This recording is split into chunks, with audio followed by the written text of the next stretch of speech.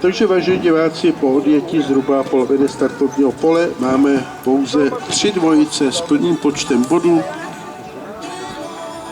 Gabriela Hladíková a Katány,